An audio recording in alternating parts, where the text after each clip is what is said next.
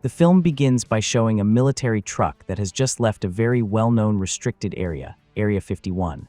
The truck, escorted by soldiers, is heading toward an unknown destination.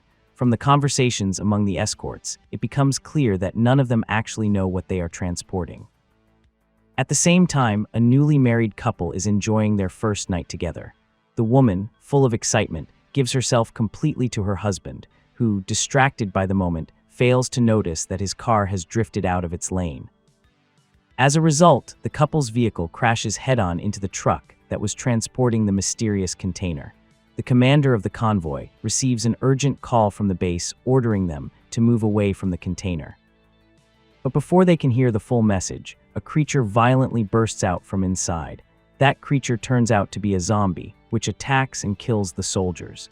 After this incident, the zombie and the newly infected soldiers advance to attack the city of Las Vegas. In a single night, the city, with millions of inhabitants, turns into a living nightmare filled with zombies. The government, unable to contain the virus because of how quickly it spreads, decides to surround the entire city with a massive wall of shipping containers, trapping the zombies inside. Months later, Scott Ward, a former soldier, learns that the president is planning to bomb Las Vegas with a low-yield nuclear weapon. Tanaka visits Scott at his job to propose a mission: recover $200 million from a casino vault located in the middle of the zombie-infested city. Tanaka asks Scott to assemble a team for the operation and offers him $50 million to divide among everyone who takes part. Meanwhile, at a quarantine center next to the wall, a woman named Gita asks Kate, Scott's daughter, to look after her children while she enters the city to search for a hidden treasure with the help of Lily, a female border guard. That night, Scott dreams about the past, when he was forced to kill his own wife after she turned into a zombie. After thinking it over, he decides to accept Tanaka's mission. Scott recruits people he knows, including Maria and Vander, both former Special Forces soldiers, promising each of them $15 million. He also brings in Peters, a helicopter pilot, for $2 million, and Guzman, a YouTuber known for hunting zombies, for $500,000. The group is joined by Dieter, a hacker who specializes in safes, who agrees to participate for $250,000.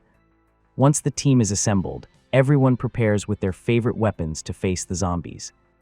The next day, Guzman recruits 2 more friends, Damon and Chambers. Tanaka then reveals the full plan. They will cross the wall and fight their way to the casino building, where Peters will prepare the helicopter on the rooftop, while the others follow Dieter to the vault to retrieve the money. Afterward, they will all regroup on the roof and escape. To supervise the operation, one of Tanaka's men will accompany them. They only have one day before the government detonates the nuclear bomb. That same night, Scott asks his daughter Kate for help crossing the border, offering her $15 million to pay for the education of the children in the refugee camp. Kate, who works there as a volunteer, agrees. The following day, they arrive at the camp and meet Lily, who will serve as their guide inside the city. There, Kate discovers that Gita had already entered the city alone. Furious, she punches Lily, believing she allowed Gita to go in. Lily insists she didn't know Gita had children. Kate then demands to accompany her father into the city to search for Gita. Scott refuses at first, but when Kate threatens to go alone, he has no choice but to accept her into the team. In addition, Lily asks them to include Bert, an acquaintance of hers who will be useful inside the city. Once inside Las Vegas, they hear a terrifying roar that turns out to be coming from a zombie tiger. Although the group is startled, the animal simply walks past them without attacking. Shortly afterward, Lily asks Bert for his gun, and as soon as he hands it to her, she shoots him in the leg. Maria immediately believes Lily has betrayed them, but Lily explains that they must offer a sacrifice to avoid being attacked by the alpha zombies, which are smarter and far more dangerous. She also justifies choosing Bert because he used to abuse women in the refugee camp. The group reluctantly accepts the explanation. Soon after, the zombie queen and her bodyguard appear and take Bert away.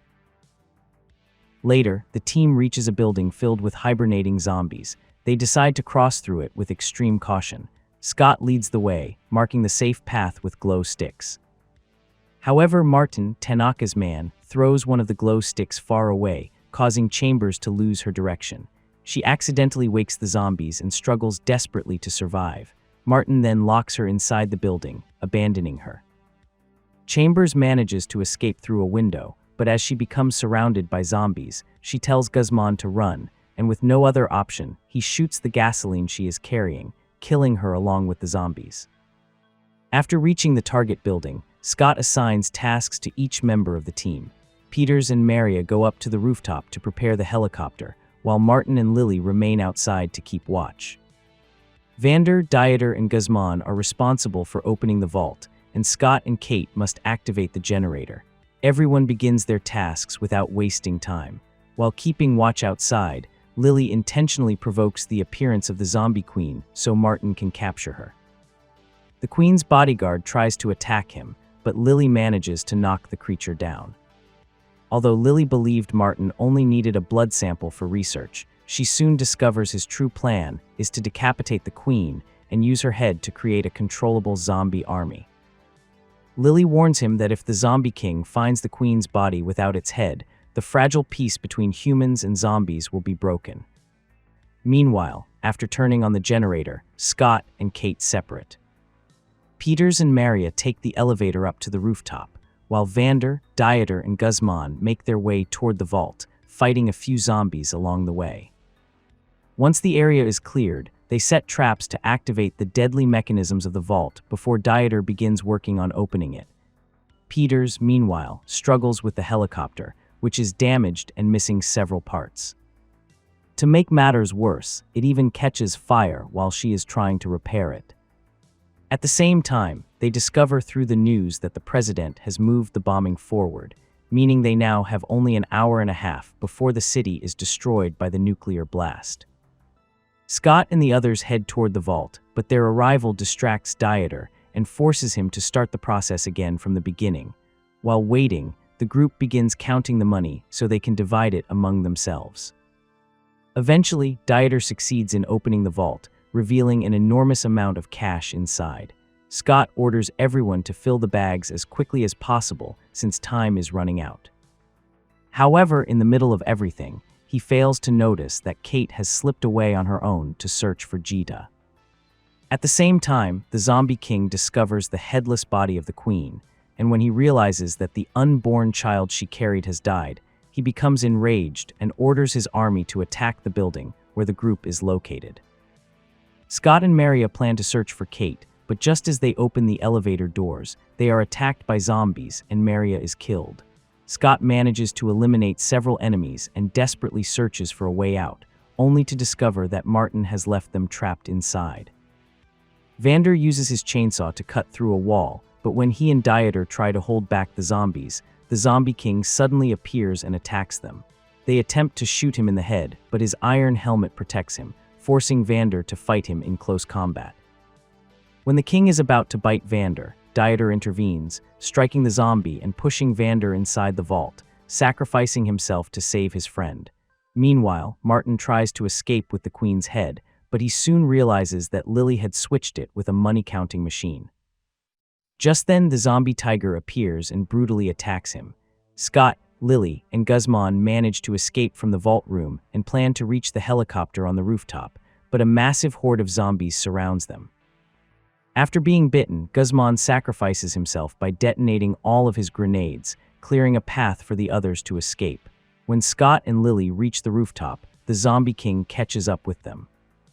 Lily threatens to throw the queen's head off the building if the king comes any closer, telling Scott to get into the helicopter. However, the king throws his spear and impales Lily, causing her to drop the queen's head, which falls from the building and is crushed when it hits the ground. Meanwhile, Kate finds Gita imprisoned inside the zombie king's base.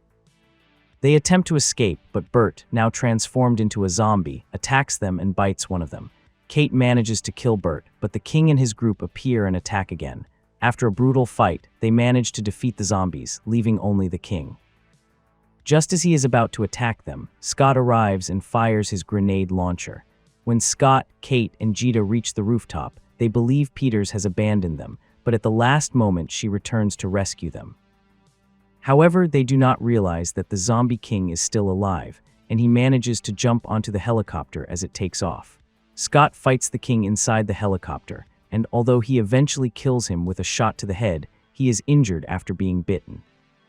At that very moment, the nuclear bomb detonates over the city. The shockwave violently shakes the helicopter, causing it to crash. When Kate wakes up, she discovers that Peters and Gita died in the crash. Only she and Scott have survived. But when she sees that her father is beginning to show signs of turning into a zombie, Kate, heartbroken, is forced to shoot him in the head before it is too late. After the nuclear devastation, Vander, who had been trapped inside the vault, emerges completely unharmed. After walking through the desert, he finds a car and escapes the area carrying several bags filled with millions of dollars. The film ends when, already aboard a private plane heading overseas, Vander begins to feel ill. As he enters the bathroom, he makes a horrifying discovery. He has also been bitten by the zombie king.